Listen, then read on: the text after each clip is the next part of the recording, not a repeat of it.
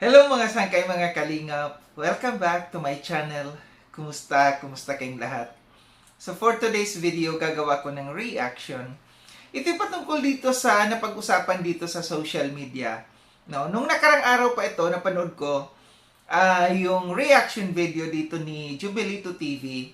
Dalawang beses gumawa ng reaction video dito si Jubilito TV patungkol dito sa kay Eden, no? Na itong isang Kalingap Angel ay nag-comment doon sa dating sponsor dito sa Kalingap, no? And marami ang mga nakapansin doon kung bakit nag-comment doon sa live, no? Ng dating sponsor dito sa Kalingap na alam naman natin wala na dito sa Kalingap itong sponsor na ito. And the bash dito si Eden. Pero bago ang lahat, no, bago tayo dumako dito sa ating pag-uusapan, shoutout muna kay Kuya Val Cated na kay Kalinga Prab, kay Tita Mina Haramillo, Tita Kong Viots, kay Manetere ng San Diego, California, kay Tita Sal ng Illinois, and also kay Tita Pia Payne ng Australia.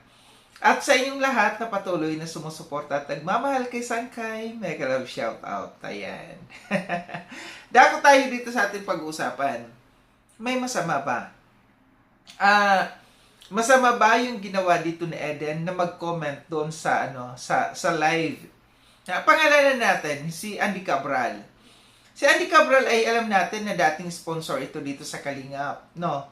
And also ngayon ay nasa ibang grupo na siya.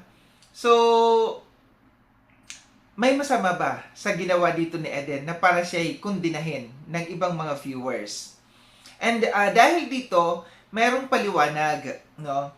Napanood ko dito sa reaction video ni Jubilito TV, mayroong isang concerned netizen, no, na nag-message kay kay Eden, no, and pinaliwanagan dito sa Eden. Ito yung si Susima Rafanan, no. Sabi niya dito, nag-comment siya dito sa reaction video ni Jubilito TV.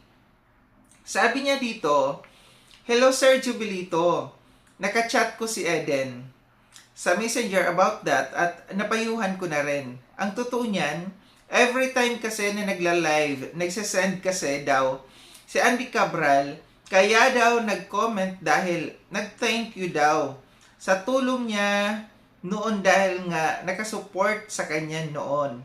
Pero wala naman daw ibinibigay na pera ngayon. At saka di na niya daw alam na wala na sa Kalingap at nandoon na sa Team Guapa. Kaya pinayuhan ko na rin." Ayan. So may paliwanag, no?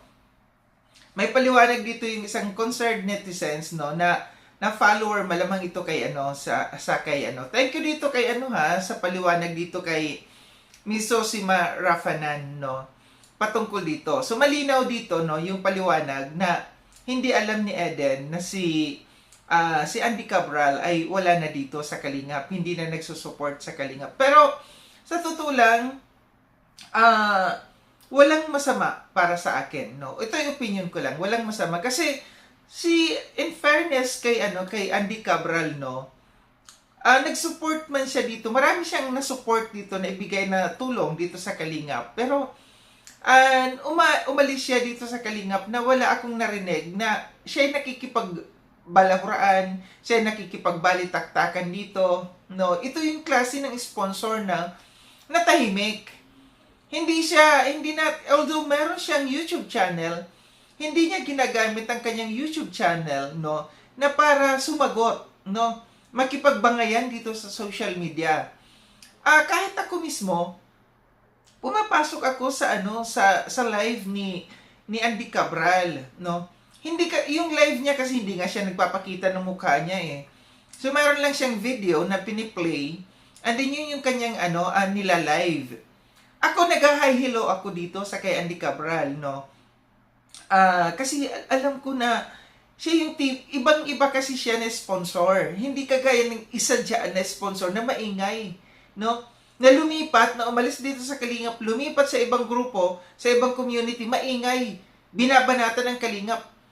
Correct me if I'm wrong. Kung ito man ay, kung meron man ginawa na hindi maganda, may salita na sinabi dito si Andy Cabral against dito sa Kalingap. Pero honestly, wala akong naririnig, no? Kaya nga, correct me if I'm wrong kung meron man. Pero para sa akin kasi, tahimik kasi siya na sponsor no? Hindi siya gaya ng iba dyan na maingay, na pasikat, no, na nag-sponsor. So, yung paliwanag dito ni, ni Eden na hindi niya alam. And, sinasabi dito ni Eden na, nagbigay ito minsan sa kanya, si Andy Cabral. Kaya para sa akin walang masama, no? Yung pagbibigay lamang ng pagbibigay lamang ng pasasalamat, appreciation, sa isang tao na minsan na nakatulong sa iyo. Hindi, ito yung pangit sa iba, no, na porkit nasa ibang grupo na halimbawa, ito si Andy Cabral, dati dito sa Kalingap, tumutulong, lumipat na sa ibang grupo, kaaway na natin. Kagaya niya kay halimbawa na lang, halimbawa lang ito sa akin, nakatulong sa akin si Andy Cabral nung siya ay nandito pa sa Kalingap. Tapos umalis sa Kalingap, lumipat sa ibang grupo, aawayin na natin dahil lumipat sa ibang grupo kahit wala namang sinasabing masama against sa atin. Mali, di ba? So, wag natin awayin yung isang tao, kalayaan niya yun karapatan niya kung saan niya gusto lumipat, kung saan niya gusto magbigay ng tulong niya. Ang mahalaga dito, wala siyang paninira dito sa Kalingap na umalis siya. Wala siyang sinabi na kung ano-ano man patungkol dito sa Kalingap. Wala siyang paninira. Ito yung napaka-importante. Yung umalis kang tahimik, umalis kang wala kang nasasabi, pahalagahan natin yung isang tao na nagbigay sa atin. Minsan, ito yung naramdaman ko dito sa kay Eden. No, ito yung naramdaman ko na feeling ko, kahit alam man ni Eden, salbihin na natin alam ni Eden, na ito'y wala na dito sa Kalingap, yung pasasalamat lang, yung pag-appreciate lamang sa isang tao na minsan na nakatulong sa atin. Kagaya sa, mawalang galang na lang muli, kay Tita Jem Elito, ito'y nasa ibang grupo. Wala na dito sa Kalingap. Pero magkaibigan kami. Minsan kasi nakatulong din yan sa akin. Hindi ko pwede siyang awayin. Hindi ko siya pwedeng banatan dito kasi wala naman siyang ginagawang masama laban sa akin. Same thing with this scenario, situation. Kay Eden at saka kay Andy Cabral. Walang ginawang masama si Andy Cabral dito sa kay Eden. Walang paninira at saka sa Kalingap. So, ang sa akin lamang dito, hindi ko kinukondina yung mga nag-bash na tao, no. Ang sa akin lamang dito, maging broad-minded tayo. Maging malawak yung ating pangunawa. No? Maging wag tayong sobrang sensitive. Kung nakita man na nag-hi hello lang ito doon sa live, at saka yung live naman na yan, ay walang salita na sinasabi, walang pagbanat sa Kalingap, kundi ito isang video. Alam ko kasi si Andy Cabral talaga, kasi dumadalaw ako dito sa kanyang live no? Na nagpi-play lamang ito ng video unless na lang kung si Andy Cabral ay mayroong salita, kung naka-live siya na bumabanat dito sa Kalingap, yun yung dapat. Yun yung dapat nating kundinahin si Eden. No? Na, bakit ka pumasok dyan? Alam mo naman, binabanatan yan yung Kalingap. Doon tayo. Doon natin sisihin yung isang tao na anti-Kalingap na ito, bakit nandiyan dyan ka pa? Kagaya dyan sa mga anti-Kalingap na tahasan, no? Na kinakalaban ng Kalingap. No? Doon yung masama. Ito, personally, ako, dati pumapasok ako kay Kapeso. Nag-hi-hello ako kasi wala namang masama. Kaming dalawa, walang sinabing masama against sa akin si Kapeso.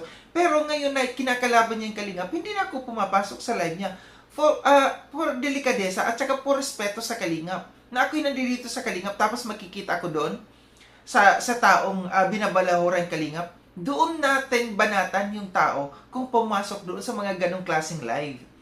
Pero kung sa isang live na walang sinasabing masama sa Kalingap, wala akong problema doon. Para sa akin, okay lang yun. Walang masama. Gaya ng sabi ko, lawakan lang natin yung ating panguunawa. Hindi porket wala na dito sa Kalingap, kalaban na natin. Kahit wala namang sinasabing against sa Kalingap. Isipin na lang natin, no, yung minsan, yung tao, nakatulong din dito sa atin. No? Nakatulong dito sa grupo ng Kalingap. Marami siyang naibigay dito sa mga beneficiaries ng Kalingap, yun na lang. Yung ano na lang natin dito, por respeto at saka yung pag-appreciate sa tao na wala namang sinasabing masama against sa Kalingap. Sana naintindihan ninyo at sana no maintindihan natin lahat no yung sitwasyon na ganito. Muli maraming salamat mga Sangkay sa panonood. Sa mga hindi pa nakapag-subscribe kay Sangkay Loans, subscribe niyo na po ako. Click yung notification bell para updated kayo sa lahat ng mga videos na aking gagawin. Like and share itong video na ito mga Sangkay. Kita-kits tayo ulit sa susunod na video na aking gagawin. Ingat kayo sa ang dako ng mundo man kayo naroon. Paalam ng mga Sangkay mga Kalinga, paalam.